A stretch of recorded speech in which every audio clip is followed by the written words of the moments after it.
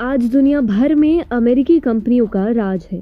बचपन में मैं भी ये सोचती थी कि आखिर भारतीय कंपनियां दुनिया में अपना स्थान कब बना पाएंगी। जाहिर है इसमें देश की सरकारों की बड़ी अहम भूमिका होती है। समाजवाद का चोला ओढ़े बैठी कांग्रेस की सरकार ने कुछ खास बिजनेस घरानों को छोड़कर देश के उद्यमियों को कोई खास समर्थन नहीं दिया। इसके कारण भारतीय कंपनियां दुनिया में तो क्या, खुद भारत में ही बौनी बनकर रह गई। इसमें कोई दो राय नहीं कि अब भारत सरकार भारत के उद्यमियों को भरपूर समर्थन दे रही है। सबसे अधिक रोजगार और सबसे अधिक टैक्स ऐसी ही कंपनियों से आता है, तो जाहिर है सरकार को ऐसा करना भी चाहिए। आज अडानी और रिलायंस जैसी समूह दुनिया भर में अपने पैर पसार रहे हैं, लेकिन जाहिर है कुछ लोगों को इससे बड़ी पीड़ा पहुंच रही है। नमस्कार, TFI पर आपका स्वागत है और मैं दीक्षा नेगी आपको बताऊंगी कैसे अडानी ग्रुप के खिलाफ लिबरल ब्रिगेड ने एक विषैला एजेंडा फैलाकर उसे बड़ी आर्थिक क्षति पहुंचाने की कोशिश की। पिछले एक साल से जबरदस्त रिटर्न दे रहे अडानी ग्रुप के शेयरों को कल यानी सोमवार को तगड़ा झटका लगा। अडानी समूह के शेयरों में सोमवार यानी 14 जून को उन रिपोर्ट्स के बाद से गिरावट आई है जिनमें कहा गया था कि नेशनल सिक्योरिटीज डिपॉजिटरी लिमिटेड ने 3 विदेशी फंड्स को फ्रीज कर दिया है।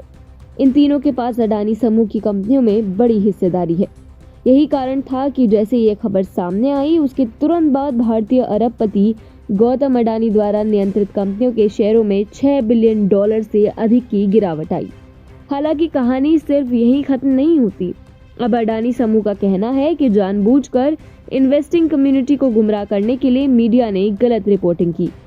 अडानी समूह ने सोमवार को इकोनॉमिक टाइम्स की रिपोर्ट के बाद स्पष्टीकरण जारी किया, जिसमें दावा किया गया था कि अडानी समूह के 43,500 करोड़ रुपए के शेयर से जुड़े 3 FPI खाते फ्रीज कर दिए गए हैं। अडानी ग्रुप ने सभी मीडिया रिपोर्ट्स को गुमराह करने वाला बताया है। रॉयटर्स की एक रिपोर्ट के अनुसार अडानी ग्रुप ने कहा कि उन्हें 14 जून को रजिस्ट्रार एंड ट्रांसफर एजेंट से एक ईमेल प्राप्त हुआ था, जिसमें कहा गया था कि जिस डीमैट अकाउंट से में कंपनी के शेयर हैं उसे फ्रीज नहीं किया गया है। स्टॉक एक्सचेंज को दी गई जानकारी में कंपनी ने कहा कि इस तरह का कोई मामला नहीं है और न ही विदेशी निवेशकों की डीमैट अकाउंट फ्रीज है। रिपोर्ट में कहा गया है कि NSDL और सेबी ने इस मामले पर तत्काल टिप्पणी के अनुरोध का जवाब भी नहीं दिया, लेकिन NSDL के एक वरिष्ठ अधिकारी ने कहा कि डिपॉजिटरी ने कुछ अन्य सिक्योरिटीज वाले फंड्स के अकाउंट को फ्रीज कर दिया था, न कि अडानी कंपनी के शेयर रखने वालों के। बता दें कि इकोनॉमिक टाइम्स की रिपोर्ट आने के बाद अडानी समूह का प्रमुख हिस्सा अडानी एंटरप्राइजेस का शेयर एक बार 25% तक गिरने के बाद आखिर में 6.3% नीचे बंद हुआ, जो लगभग एक दशक में इसकी सबसे बड़ी गिरावट है। इकोनॉमिक टाइम्स की रिपोर्ट में कहा गया कि नेशनल सिक्योरिटीज डिपॉजिटरी लिमिटेड यानी NSDL ने समूह की कंपनियों में शेयर रखने वाले 3 विदेशी पोर्टफोलियो निवेशकों के खातों को फ्रीज कर दिया। रिपोर्ट के अनुसार NSDL ने 3 विदेशी फंडों Albula investment fund, Creta fund और APMS इन्वेस्टमेंट फंड के अकाउंट्स को फ्रीज कर दिया है। अकाउंट फ्रीज होने का मतलब ये है कि ये फंड अब ना तो अपने खाते के शेयर बेच सकते हैं और ना ही नए शेयर खरीद सकते हैं। ये तीनों फंड मॉरिशस के हैं और सेबी में इन्हें विदेशी पोर्टफोलियो निवेशकों के रूप में रजिस्टर किया गया है। तीनों का संयुक्त रूप से अडानी एंटरप्राइजेस में 6.82%, अडानी ट्रांसफॉर्मेशन में 8.03%, अडानी टोटल गैस में 5.92% और अडानी ग्रीन में 3.58% का निवेश है। देखा जाए तो भारत के पूंजीपतियों के खिलाफ एजेंडे के तहत इस तरह की रिपोर्टिंग की गई थी। पिछले कुछ समय से लेफ्ट लिबरल ब्रिगेड अंबानी और अडानी के खिलाफ लगातार नकारात्मक खबरें फैलाने की जुगत में लगा हुआ है। अडानी पोर्ट के शेयरों में पिछले एक साल में 145% की तेजी आई है। अडानी ट्रांसफॉर्मेशन में लगभग 700%, अडानी ग्रीन एनर्जी में 280%, अडानी पावर में 300% और अडानी एंटरप्राइजेस में 900% का उछाल दर्ज किया गया है।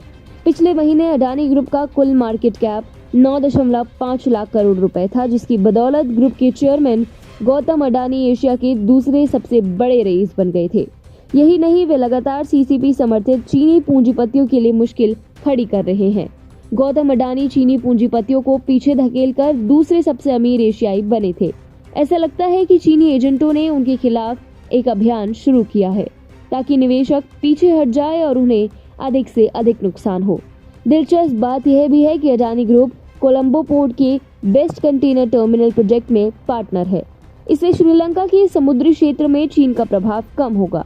अडानी पिछले कुछ समय से ऑस्ट्रेलिया और दुनिया के अन्य हिस्सों में भी तेजी से पैर पसारने की कोशिश में है, जिससे जाहिर है कि कुछ देश विरोधी और एजेंडावादी लोग खुश नहीं हैं। उदाहरण के लिए केरल की कम्युनिस्ट यूनियन और चर्च समूह अडानी समूह द्वारा विजिंगम बंदरगाह के विकास को रोकने के लिए हर संभव प्रयास कर रहे हैं।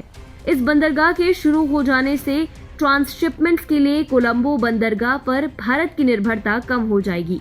आप समझ सकते हैं कि अडानी के खिलाफ किस हद तक प्रचार किया जा रहा है। रिलायंस, अडानी और वेदांता जैसी कंपनियां भारत को विदेशों में प्रमुख बुनियादी ढांचा परियोजनाओं में रणनीतिक बढ़त प्रदान करती हैं। संयोग से ये तीन कंपनियां सबसे अधिक विषैली मीडिया रिपोर्टिंग का शिकार भी बनती हैं। चीनी एजेंट समाजवाद के नाम पर भारत में नौकरी पैदा करने वाले पूंजीपतियों के खिलाफ लगातार प्रोपेगेंडा फैला रहा है। देश की जनता को यह समझना चाहिए